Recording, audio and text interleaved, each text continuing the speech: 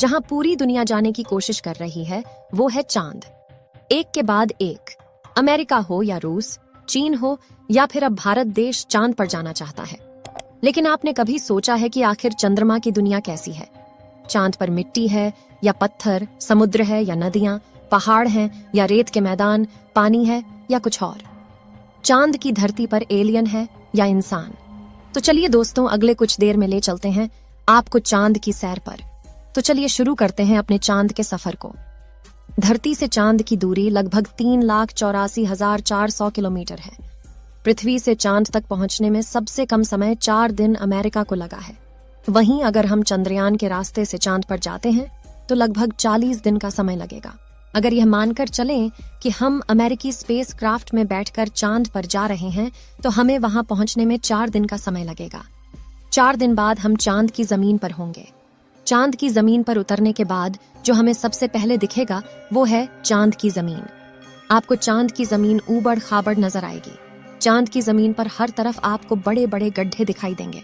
जब आप चांद की जमीन पर खड़े होकर ऊपर की ओर देखेंगे तो आपको हमारा खूबसूरत ग्रह पृथ्वी नजर आएगा, जिसमें आपको पृथ्वी साफ साफ अपने अक्ष पर घूर्णन करती हुई नजर आएगी, लेकिन आसमान में हमेशा उसकी स्थिरता बनाए रखेगी। अर्थात चांद पर खड़े होकर पृथ्वी को कई वर्षों से अगर हम निहारते रहे तो वह अपनी जगह से टस से मस नहीं होगी। चांद का गुरुत्व आकर्षण पृथ्वी के मुकाबले 6 गुना कम है, यानी चांद की जमीन पर जाने के बाद हमारा वजन 6 गुना कम हो जाएगा। यदि पृथ्वी पर आपका वजन 60 किलो है तो चांद की सरफेस पर आपका वजन केवल 10 किलो ही रह जाएगा। यानी चांद की जमीन पर उतरने के बाद आप अपने आप को काफी हल्का महसूस कर रहे होंगे। आप इधर उधर आसानी से उछल पाएंगे। इसी कारण नील आर्मस्ट्रॉन्ग जब चांद पर चल रहे थे तब उछल उछल कर चल रहे थे, क्योंकि दोस्तों चांद पर पृथ्वी की तरह चल पाना संभव नहीं है। चांद की सतह पर नील आर्मस्ट्रॉन्ग और उनके साथियों के कदमों के निशान आज भी मौजूद हैं, क्योंकि वहां पर हवा न होने की वजह से वह निशान मिटा नहीं है। फिर थोड़ा चलने के बाद जब आप चांद पर इधर उधर देखोगे तो आपको बहुत सारा कचरा पेपर, बहुत सारे क्षतिग्रस्त सैटेलाइट और बैग्स मिलेंगे। ये सारा कचरा हम इंसान ने ही फैलाया है। ये कचरा इतना ज्यादा है कि 5 ट्रक भर सकते हैं। चांद पर कचरा और ये पेपर अंतरिक्ष यात्रियों ने फेंके थे, जिसमें उनकी मानव मूत्र और उल्टियां हैं। अब आप चांद की जमीन पर खड़े हैं तो आपको सबसे ज्यादा खतरा आसमानी मौत का है। चांद का गुरुत्व आकर्षण कम होने की वजह से इसके पास कोई भी वायुमंडल मौजूद नहीं है। वायुमंडल की नामौजूदगी के कारण वहां पर रहने वालों के लिए उल्का पिंड से मरने का खतरा लगातार बना रहता है। यानी आप चांद पर खड़े हैं और पता नहीं कब एक बड़ा पत्थर आसमान से गिरकर आएगा और आपकी मौत वहीं पर हो जाएगी। यही वजह है पृथ्वी से देखने पर जो चांद पर काले धब्बे दिखाई देते हैं, असल में वे धब्बे नहीं, गड्ढे हैं। जहां पर सूर्य की रोशनी नहीं पहुंच पाने की वजह से वो धब्बे नजर आते हैं। सूर्य के बाद आसमान में सबसे ज्यादा चमकने वाली अगर कोई चीज है तो वो है चंद्रमा। जब हम पृथ्वी से आसमान की तरफ देखते हैं तो हमें नीला दिखाई देता है, लेकिन जब चांद से आसमान की तरफ देखेंगे तो हमें नीला नहीं बल्कि काला दिखाई देगा। यानी आप जब भी ऊपर आसमान की तरफ देखेंगे तो आपको लगेगा कि आप काले आसमान की दुनिया में आ गए हैं।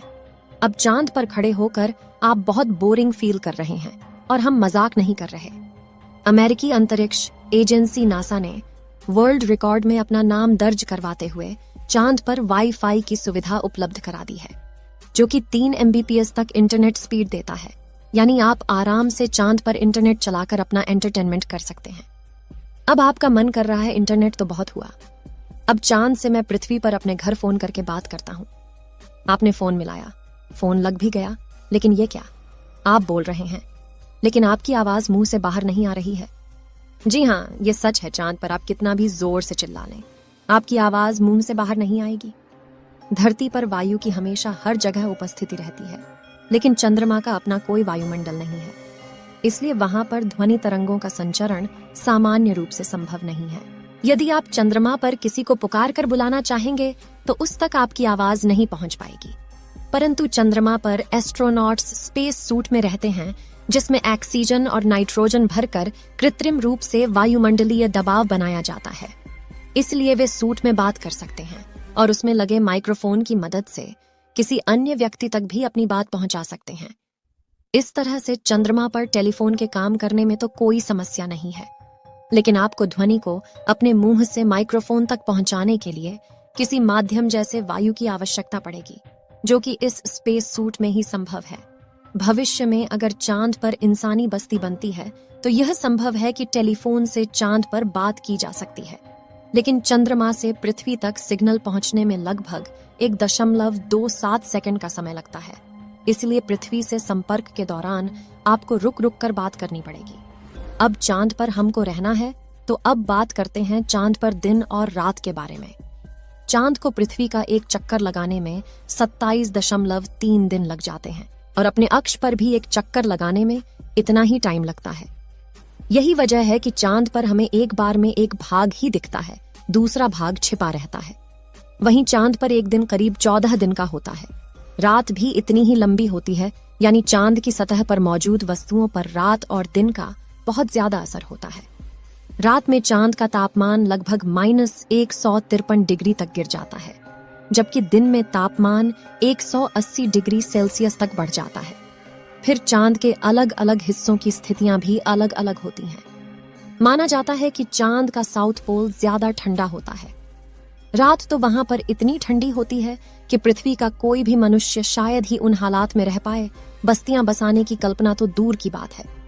अगर वैज्ञानिकों की माने तो चांद के साउथ पोल पर दिन में भी तापमान ज्यादा गर्म नहीं होता है, लेकिन रात बहुत ही ठंडी होती है। समय गुजरने के साथ ही यह गिरता है और बर्फ जमने लगती है, जो कि इस क्षेत्र में रहने की स्थितियों को और भी भयानक बना देती हैं। इन्हीं भयानक स्थितियों के चलते चांद पर अब तक जितने भी मिशन गए हैं वो सब उत्तरी इलाकों में किए गए हैं। रात में हमें जो चांद चमकता हुआ नजर आता है, लेकिन आपको जानकर काफी हैरानी होगी कि चांद की अपनी खुद की कोई रोशनी नहीं है। जो चांद पर रोशनी नजर आती है वो सूरज से आने वाली रोशनी का रिफ्लेक्शन है। यानी हमें सूरज रोशनी देना बंद कर दे तो चांद हमें कभी नजर नहीं आएगा। चांद पृथ्वी के चारों तरफ घूमते वक्त अपना एक ही हिस्सा पृथ्वी के सामने रखने के कारण चांद का दूसरा हिस्सा आज तक पृथ्वी के किसी भी मनुष्य ने नहीं देखा है। दोस्तों, चांद पर मौसम नहीं पाए जाते हैं, क्योंकि परिक्रमा के दौरान चांद अपनी धुरी पर सिर्फ 1.54 डिग्री तक तिरछा होता है, जबकि पृथ्वी 23.44 डिग्री तक झुकी होती है। चांद के ध्रुवों पर कई ऐसे इलाके हैं जहां कभी सूरज की रोशनी पहुंच ही नहीं पाती है। यानी घूमते हुए अगर आप चांद के इन इलाकों में पहुंच गए तो वहां नजारे बेहद ही भयानक होंगे। आपको जानकर हैरानी होगी कि पृथ्वी की वजह से चांद पर मौसम नहीं बदलते, लेकिन चांद की वजह से पृथ्वी पर मौसम बदलते हैं। अब अगर आपका चांद की दुनिया का सफर कंप्लीट हो गया हो तो आप अपनी स्पेस क्राफ्ट में बैठ जाएं और उसके बाद धरती पर आने के लिए रवाना हो जाएं।